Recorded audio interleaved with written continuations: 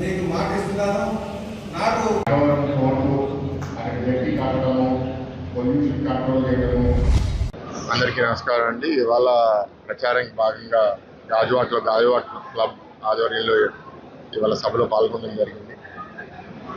ఇక్కడ గాజువాక్ నియోజకవర్గంలో 2 రోజుల క్రితమే మా నాయకుడు చంద్రబాబు నాయుడు గారు పర్యటన కోసం వచ్చి ఒక రోడ్ షోలో మా ఆలోచనలన్నీ, ఈ ప్రాంతాన్ని ఎట్లా అభివృద్ధి చేయబోతున్నాం, ఇక్కడున్న సమస్యలు ఎట్లా పరిష్కరించబోతున్నాం, ప్రధానంగా స్టీల్ ప్లాంటు, గంగవరం పోర్టు గురించి కూడా మాట్లాడడం జరిగింది.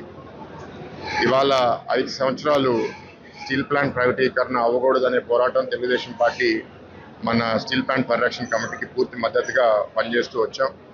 అయితే వైఎస్ఆర్సీపీ పార్టీ ఏ స్టాండ్ బలంగా తీసుకోకుండా కేంద్ర ప్రభుత్వం చేస్తుంటే పట్టుబడుకులు ఉండాలని మాట్లాడుతూ ఇవాళ ఎలక్షన్స్ వచ్చినాయి కాబట్టి ఇక్కడ ఎమ్మెల్యే అభ్యర్థి, ఎంపీ అభ్యర్థి ఇవాళ వచ్చి మాకు గెలిపిస్తే మేము కాపాడుతామంటే ఎవరు నమ్మే పరిస్థితిలో లేరు.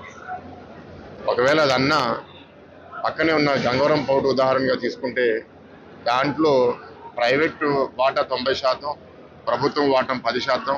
ఈ 2 వాటాలు వాళ్ళు అదానీ కంపెనీకి అందరు హ్యాండ్ ఓవర్ చేస్తారు. స్టేట్ గవర్నమెంట్ వాటా అమ్మాల్సిన అవసరం ఏంటి అని మేము ప్రశ్నిస్తున్నాము.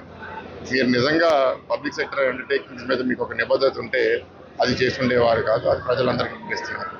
ఇవాళ గంగవరం పోర్ట్ వైపు కూడా అక్కడ పనిచేసే వాళ్ళు, అక్కడ నిర్వాసితులు గత 6 రోజులుగా అక్కడ ప్రొటెస్ట్ చేస్తుంటే ఇందాకే అదాని ఒక 2 డేస్ క్రితం అదాని పోర్ట్ వాళ్ళు ఫోర్స్ మెజూర్ అని కూడా ఒక నోటీస్ ఇవ్వడం జరిగింది. 6 రోజులు ప్రొటెస్ట్ మేము ఆపలేకపోతున్నాం. మరి 6 రోజులు ప్రభుత్వం ఏం చేస్తుందండి? అక్కడ ప్రొటెస్ట్ చేస్తున్నారు అంటే వాళ్ళకి ఏదో ఒక పరిష్కారం కోసం వెళ్ళి నాయకులన్నా కూర్చొని మాట్లాడాలి కదా. అంటే ఎవరు పోరాటాలు వాళ్ళే పోరాడాలి. స్టేట్ గవర్నమెంట్కి ఏ బాధ్యత లేదు. కానీ ఎలక్షన్స్కి వచ్చేసరికి ఏదో అబద్ధాలు చెప్దాం, ఏదో మాయ చేద్దాం, కుదిరితే డబ్బులతో కొనేద్దాం, లేకపోతే భయపడదాం, ఇదే దృష్టిలో వెళ్తున్నారు. గాజువాక్ నియోజకవర్గంలో రేపు ఎలక్షన్స్లో నాకు మాత్రం ఏ సమస్య కనపడట్లేదు. ఇవాళ ఇక్కడ ఎక్కువ చైతన్యపరులు ఉన్నారు. చాలా స్పష్టత వాళ్ళలో ఉంది. ఇలాంటి ఒక దుర్మార్గ ప్రభుత్వం చిత్తుగా ఓడించాలని వాళ్ళు భావిస్తున్నారు. అంటే ఒక మంచి ఎమ్మెల్యే అభ్యర్థి పల్లా శ్రీనివాస్ గారు ఉండడం, వాళ్ళ కుటుంబం కూడా నిర్వాసితుల కుటుంబం అవడం వల్ల ఇక్కడ వాళ్ళ సమస్య ప్రత్యేకంగా ఆయనకు తెలుసు. ఇక్కడ ఆమరణ నిరాహార దీక్ష కూడా అంత సీరియస్గా 8 రోజులు చేసిన నాయకులు ఈయన ఒకరే. తప్పకుండా ఇవాళ ప్రజలు ఆయన భారీ మెజారిటీతో గెలిపిస్తారని అనుకుంటున్నాను.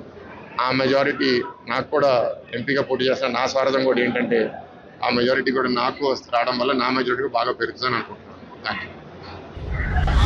గాజువాక్ క్లబ్లో ఎన్డీఏ ఎంపీ కూటమి అభ్యర్థి శ్రీభరత్ గారు, అదేవిధంగా మా గాజువాక్ ఎమ్మెల్యే అభ్యర్థి శ్రీ పల్లా శ్రీనివాసరావు గారి ఆధ్వర్యంలో వారిద్దరూ ముఖ్య అతిథిగా పాల్గొన్నారు.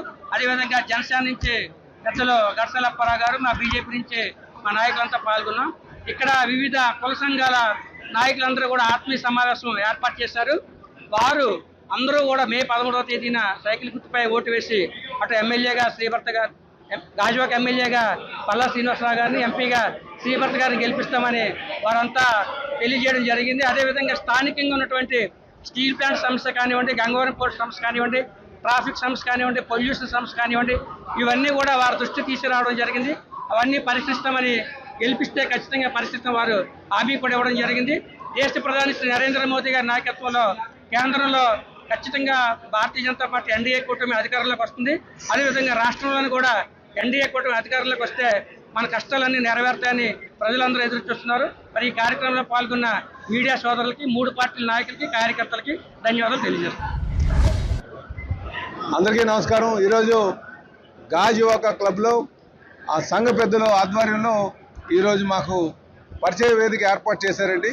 సుమారు ఇందులో ఒక 1000 మంది దాకా కూడా పాల్గొనడం జరిగింది. మాకు చాలా ఆనందంగా ఉంది. ఎందుకంటే ప్రతి ఒక్కరు కూడా వాళ్ళు మద్దతు ఇచ్చారు.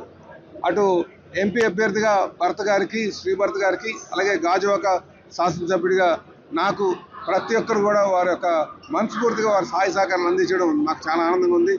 ఈ ఊపు చూస్తే ఖచ్చితంగా మాకు విజయం రాబోతుంది, త్వరలోనే మేము గెలవబోతున్నాం అనే ఒక సంకేతాలు అయితే కల్పిస్తున్నాయి.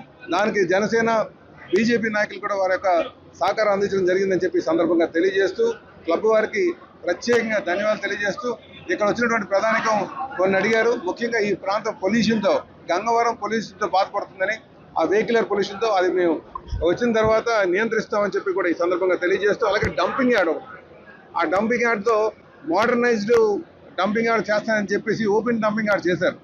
సో దాన్ని మోడర్నైజ్డ్ డంపింగ్ యార్డ్ చేసి స్మెల్ రాకుండా చేయడం, ఇంకా అది అప్పటికి కూడా వస్తే మాత్రం షిఫ్ట్ చేయడానికి కూడా మా ప్రయత్నాలు చేస్తామని చెప్పేసి ఈ సందర్భంగా తెలియజేస్తున్నాం. ఇదే కాకుండా మార్కెట్ యార్డ్కి సంబంధించి గాజువాకలో మార్కెట్ యార్డ్ ఉంది, ఫ్రూట్స్ మార్కెట్, వెజిటబుల్ మార్కెట్.